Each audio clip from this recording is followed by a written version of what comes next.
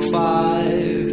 If it's a 7-hour flight or a 45-minute drive, in my imagination you're waiting, lying on your side, with your hands between your thighs.